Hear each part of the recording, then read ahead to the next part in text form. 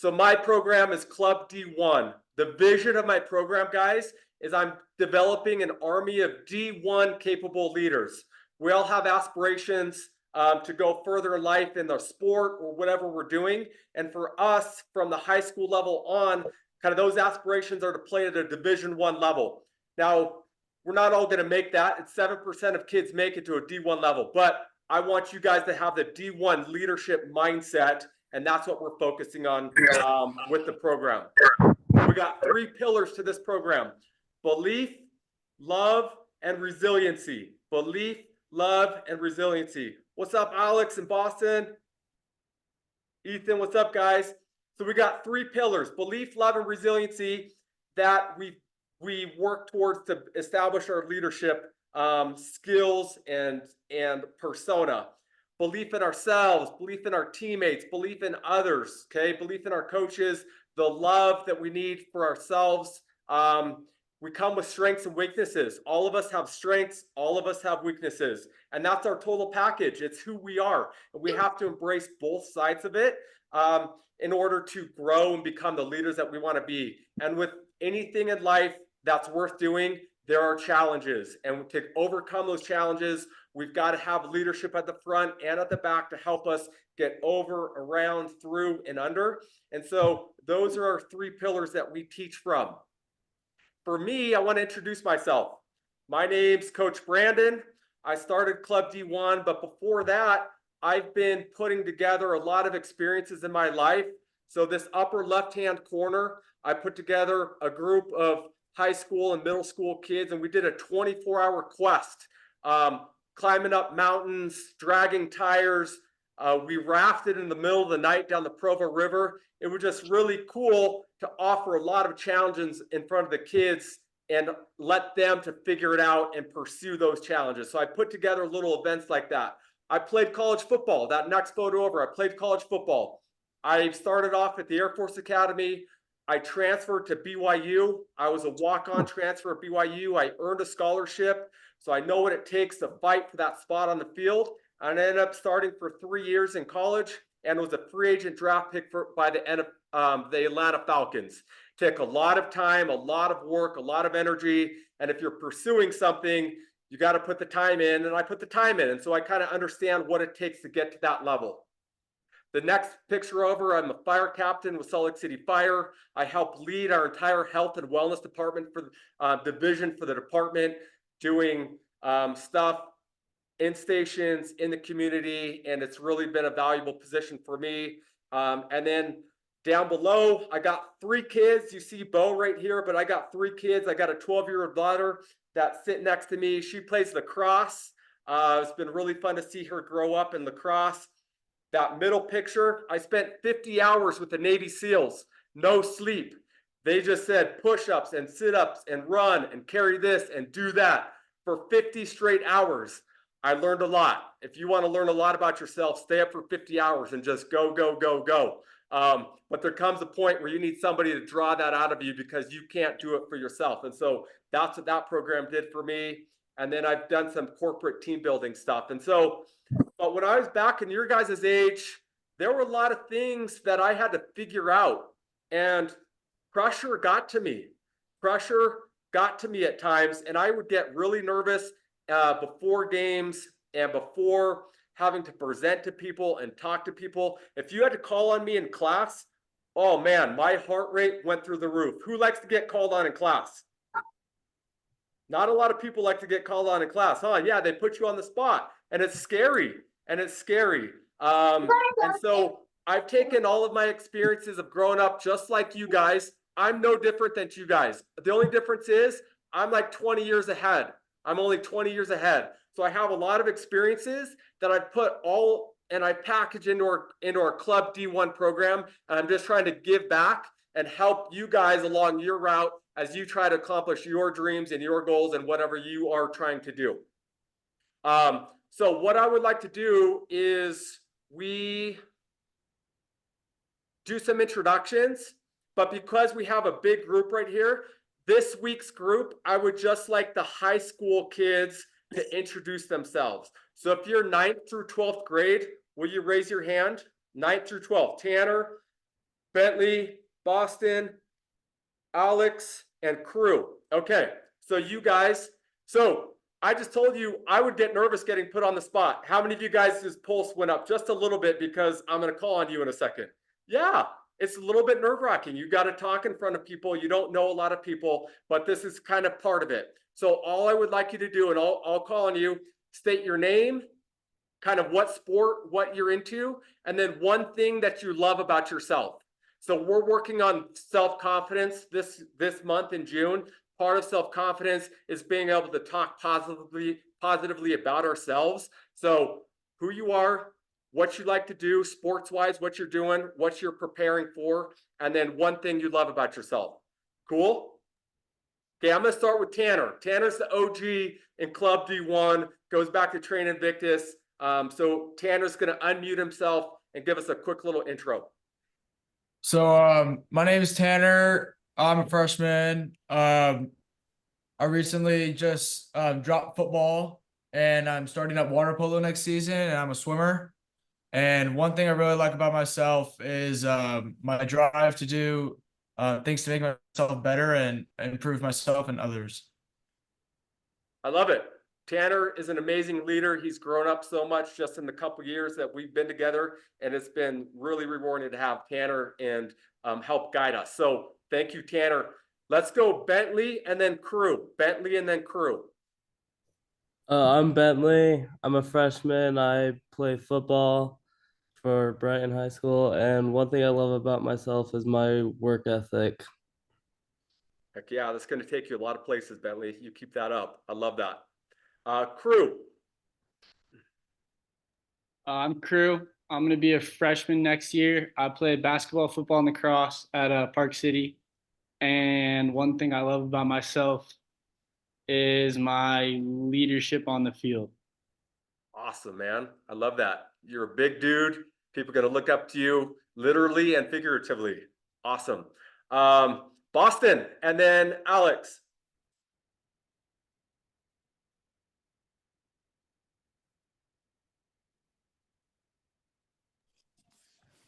Okay, I'm Boston.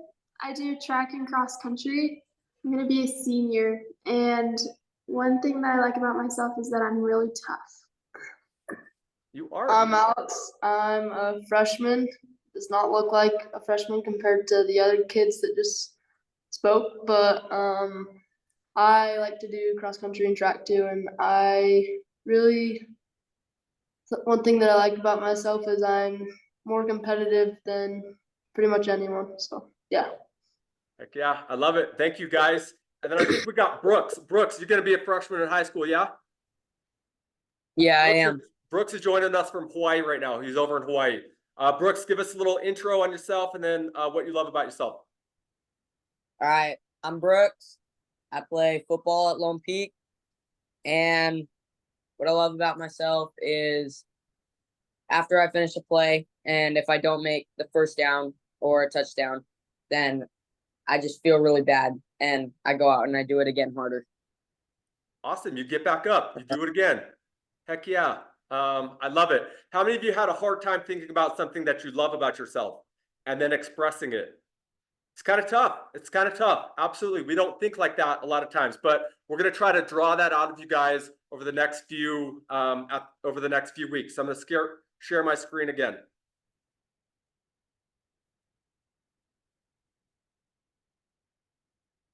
Okay, so tonight we're going to talk about what makes you, you. Talk about the root of disbelief. We're going to do a quick journal entry, short little discussion, and then we're going to offer some takeaways that we have from the night, and then a challenge. So you guys, what makes you, you? There's three components to you. Your body, your physical self, right? Your mind, right? Your mental, the knowledge, everything that goes in your mind, and then your soul. Deep inside of you is your soul.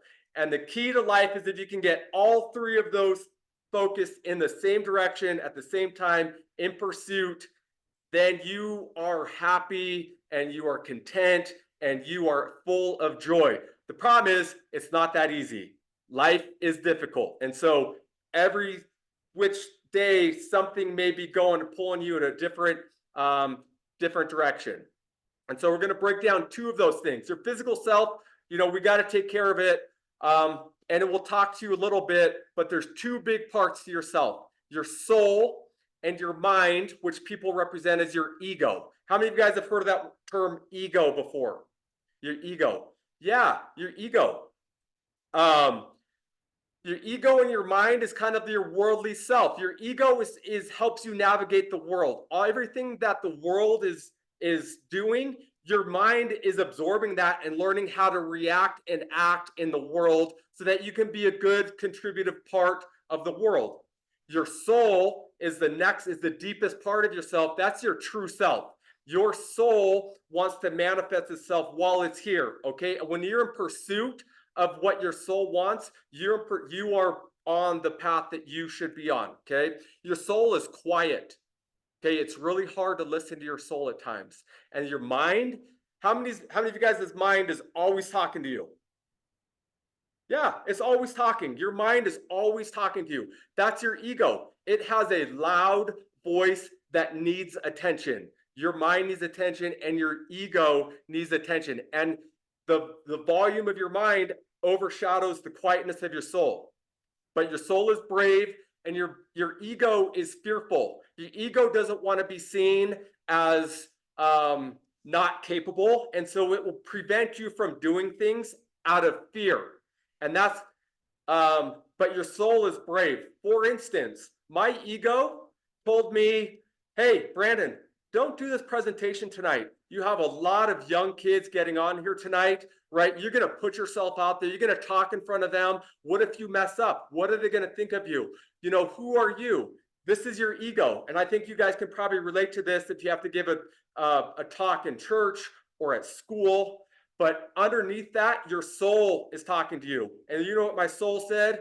Brandon, you are capable. This is where you need to be. This is your alignment and what you're supposed to be on this earth for. So go do it. And so what am I doing? I'm doing it. Absolutely. I'm doing it. Your soul is everlasting. It's going to stay with you. Okay. And so the mind or your ego is going to tell you you can't do stuff. What? It's going to think of the worst case possible scenarios and try to get you into a safe haven. But can you grow in safety? Can you grow just staying in your bed, in the comfort of your bed, underneath your covers? No way, right? That's why we have to get out. We have to practice. We have to do things. And so your soul wants you to grow. It wants you to love. It wants you to create things, all right? But all of us have these battles inside of us.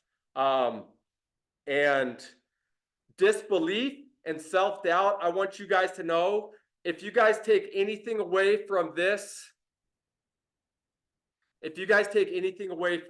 night, disbelief and lack of confidence is normal.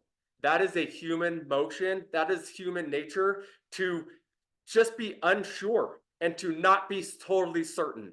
Okay? That is normal. You are human beings when you experience that. We all experience that. How many of you guys have lined up against a team on the other side where they just seemed like robots? They were like militaristic. They just seemed like you couldn't get through to them. Yeah, right?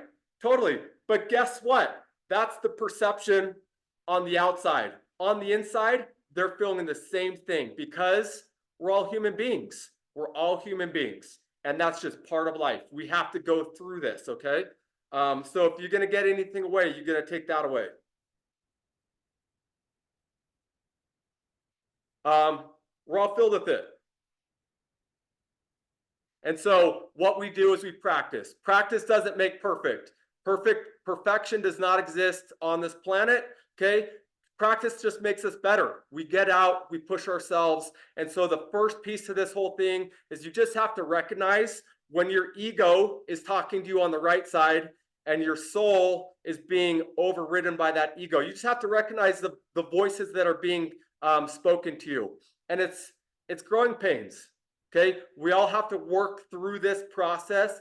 And unfortunately for you guys, and fortunately for you guys have a lot of time ahead of you, but you haven't had a lot of time to figure it out. And so you're going to go through these growing pains. It's emotional growing pains and it's physical growing pains, and it's just part of it. And so we're going to work through this next step. I want you your journals out, and I want you to work through the growing pains. We have to work through those in order to achieve what we want. And so in your journal prompt, we're going to take a couple minutes.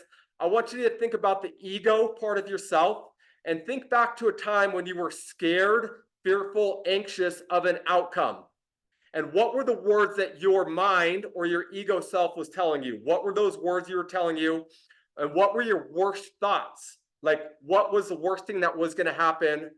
And then the last part of that is what actually happened. So we're going to take 2 to 3 minutes and just kind of write some stuff down on that.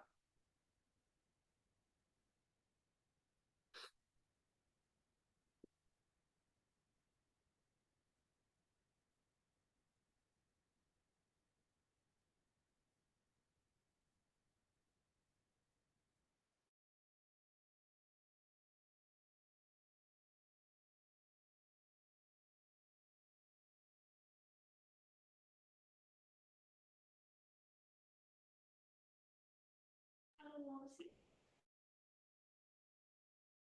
I don't want them to see me. I'll bring that screen back up so you guys can see it. So what were the words that your ego, your mind was telling you before that event? What were your worst thoughts that was going to happen to you? And then what actually happened?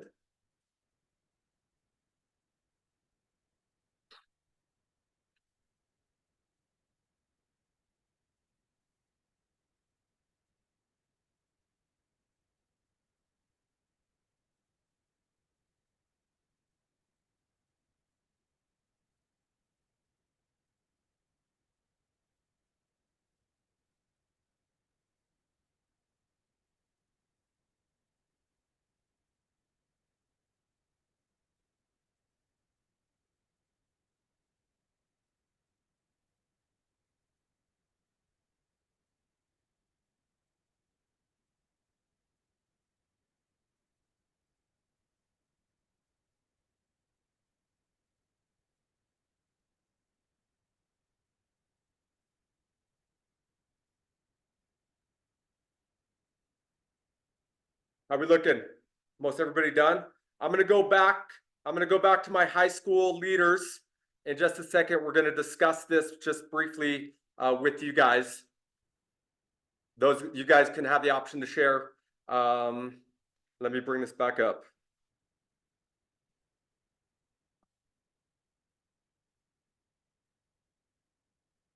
Okay, so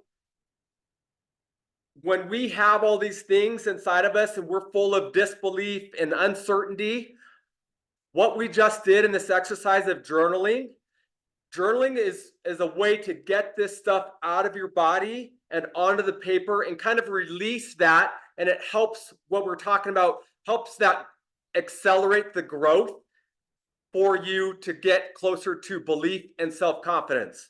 So when you write this stuff out, it kind of gets it out of your body and it helps you move on and learn from it. The next step to accelerate that even further is discussion with teammates, with friends, with family. Okay, that's like the next level. I want to grow through this even quicker. Let's talk about it and let's move on. So what I would love is to have a couple volunteers from our high school group volunteer. What did you guys write down? What was the experience that you guys had that you were fearful or anxious about? And then what was the words that you said to yourself and what happened? Yeah, I want to hear it. Crew, unmute yourself. I wrote down, so I play lacrosse, and then when I was in 5th or 6th grade, I made a team with older kids. And it was like a good experience, but I was so nervous for every practice and every tournament because I felt like if I like failed or didn't like show up, like it would just be so embarrassing, like everyone would think I was terrible.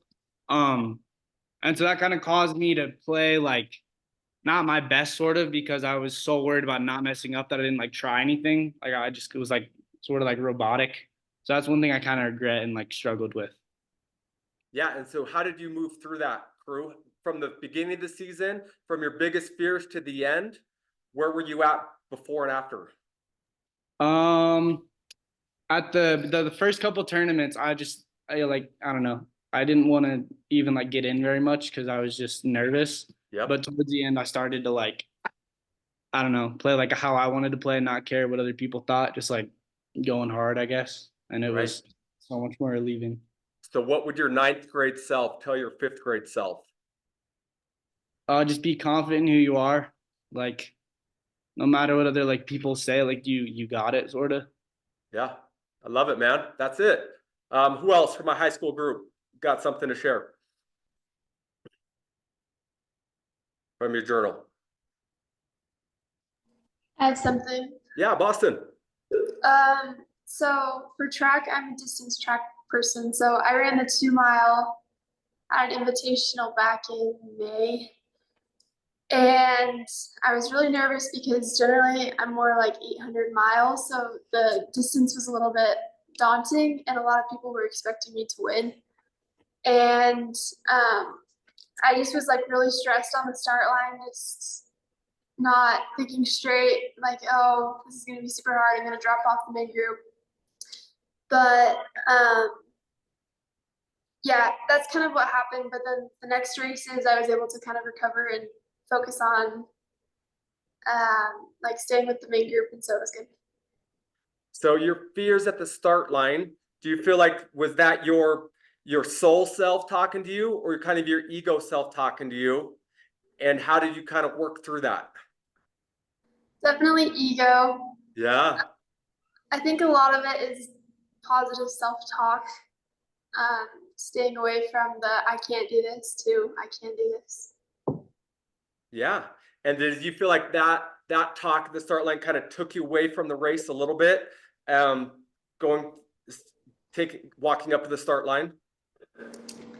Yeah, I feel like you don't focus as much on the pain when you're focusing on what you're trying to do. But if you focus on everything that could go wrong, the pain seems so much more intense. Yeah, 100%. And you're such a tremendous runner, and it was really fun. I was getting updates from your parents too. It was just really fun, which is probably also pressure when you're really, how many guys feel this? When you're really good at something, people tell you, oh man, you're amazing. And they put these expectations on you to perform because they tell you how good you are. And you're like, oh man, I've got to live up to everybody else's expectations of me, and I don't want to let them down. How many of you guys feel that?